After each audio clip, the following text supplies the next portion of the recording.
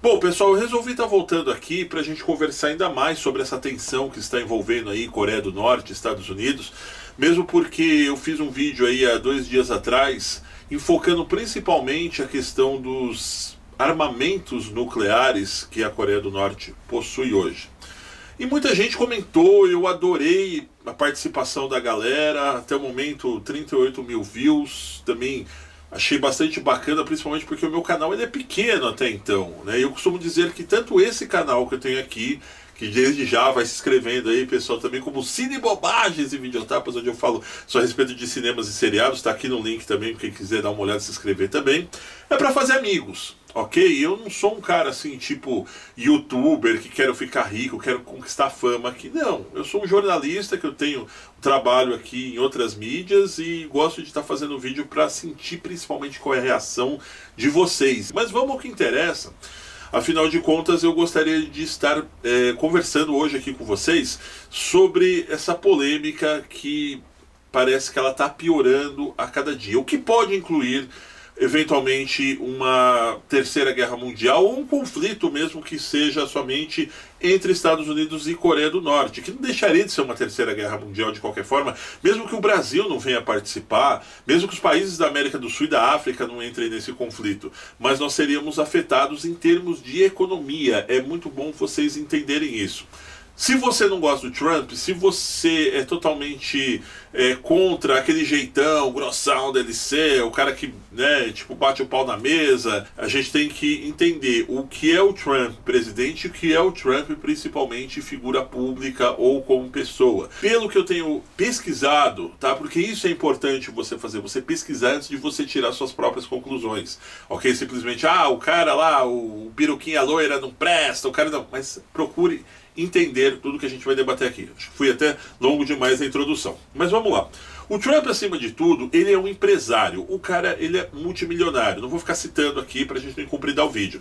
Pesquisem aí, internet afora. Aí o cara é um dos caras mais ricos do mundo, tá? Acho que tá entre os 10 mais ricos. Ele comprou uma pesquisa lá nos Estados Unidos, o ano passado, antes da eleição, para dizer que ele era o terceiro cara mais rico do mundo, mas é mentira. Ele está entre os 10, 12, 14, 15 caras mais ricos do mundo. Agora pensa comigo, o cara pode ser um filho da puta, mas ninguém vai chegar no topo que ele chegou, tá? Se ele fosse um cara burro, ok?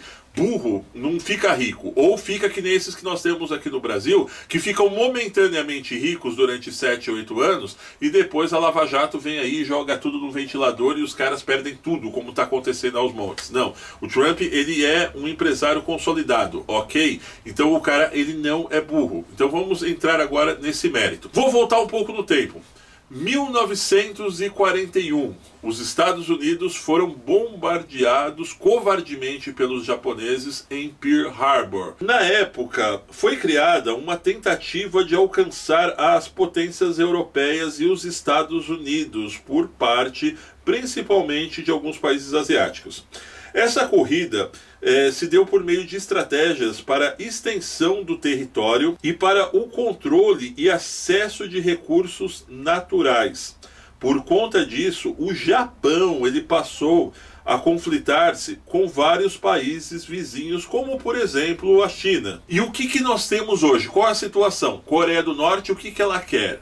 Um país vizinho, que a sua velha arquirrival que os Estados Unidos adora e precisa usar como seus recursos, que é o que? A Coreia do Sul, que está ali do lado. Outros países na época lá, como os Estados Unidos, a Inglaterra, a Austrália e alguns países tipo Holanda, Bélgica, etc e tal, também tinham interesses territoriais nessa mesma região, né? Ou seja, o sudeste da Ásia. E não concordavam com os ataques japoneses à China, né? Os japoneses estavam acabando com a China nessa época. Então a Liga das Nações, que hoje é chamada de ONU, buscou soluções diplomáticas, igualzinho os caras estão querendo fazer aí, que nem a própria China fez um debate lá na ONU dizendo que os Estados Unidos não podem fazer isso, etc e tal. Pressionando o Japão também, que era membro da Liga, por esses embates territoriais. Então, esses embates por territórios e recursos fez com que lá o Japão se retirasse da Liga das Nações, entendeu? Os caras saíram fora na época. Em 1939, já os Estados Unidos romperam o tratado comercial com o Japão, aí que começou a dar toda a merda. Então isso fez com que o Japão, na época, assinasse um tratado de cooperação com Hitler, ou seja, a Alemanha nazista, gerando assim uma tríplice aliança entre Japão, Alemanha e Itália. Quem estudou sabe que os livros de história chamam isso como eixo, fazendo com que os países como Estados Unidos criassem embargos contra as importações japonesas. E foi aí que deu toda a merda. Os Estados Unidos, o presidente Roosevelt na época, ele ficou tipo dividido. Olha, eu não vou entrar na guerra, mas por outro lado também eu vou ferrar os japoneses, entendeu?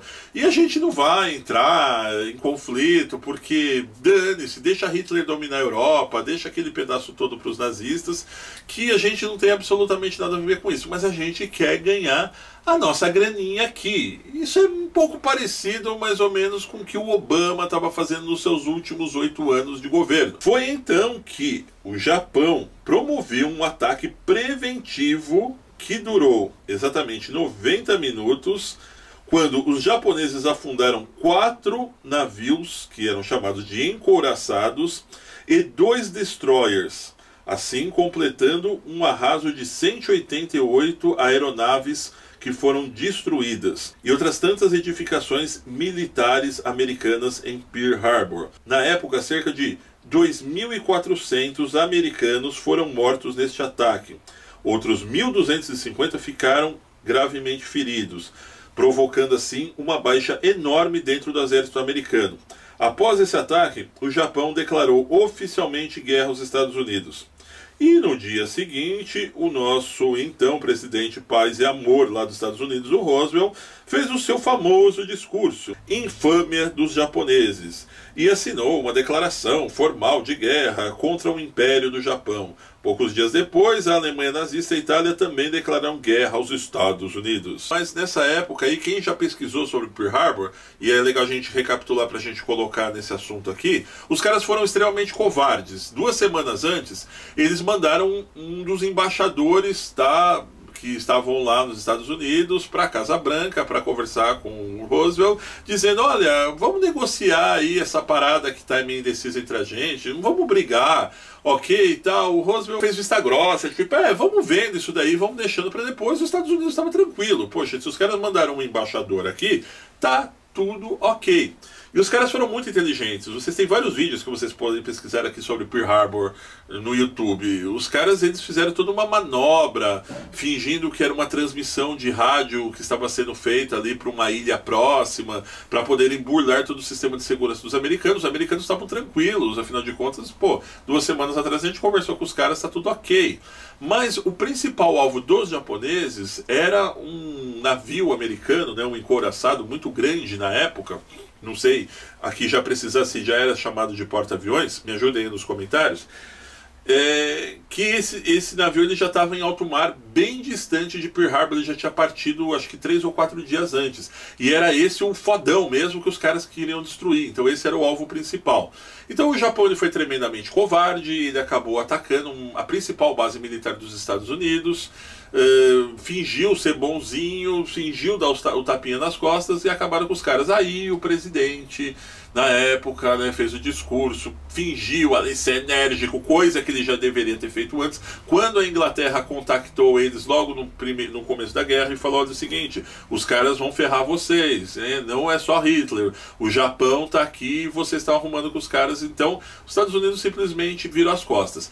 E agora eu vou entrar na questão do assunto principal, do Trump. O Trump ele não vai esperar a cobra dar o bote, tal qual os japoneses fizeram lá em 1941 em Pearl Harbor.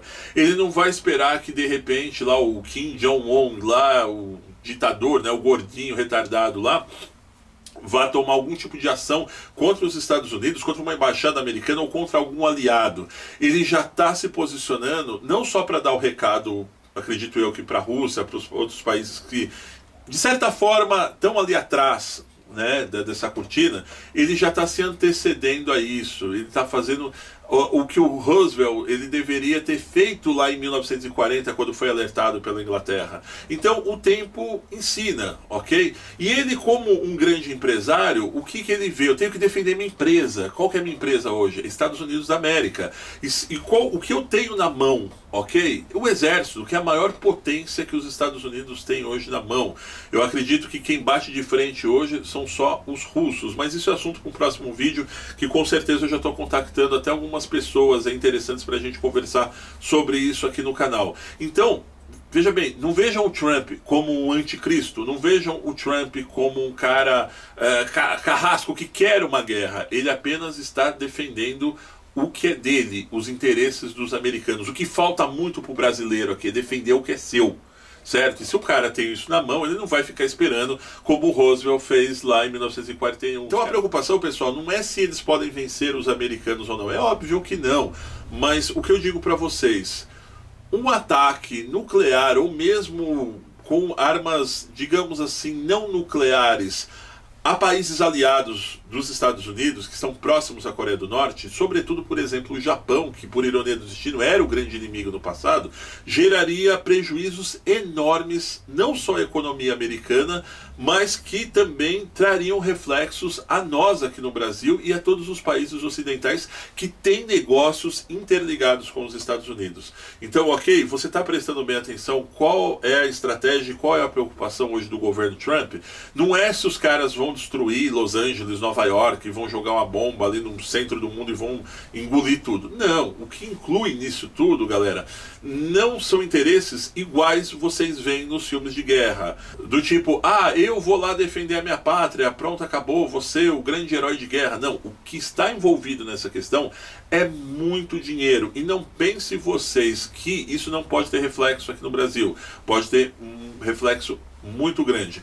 A ameaça dos mísseis, eu já esclareci muito lá no vídeo anterior, ok? Os mísseis que podem eventualmente oferecer perigo aos americanos ou não. O nosso Brasil, graças a Deus, com todos os problemas que nós temos aqui, está fora de alcance de qualquer uma dessas armas. Então, pessoal, por mais que você não goste do Trump, tá? E por mais que vocês possam estar me odiando nesse momento por eventualmente achar que eu estou defendendo o Trump, mas não, eu gostaria que vocês abrissem sua mente e vocês pensassem o seguinte: por mais que vocês odeiem o cara, o Brasil depende muito dos Estados Unidos, tá? E graças a Deus que a gente depende dos Estados Unidos e não dos países orientais diretamente, apesar que a China exerce um forte comércio hoje no mundo inteiro, mas queira que nós dependemos apenas por enquanto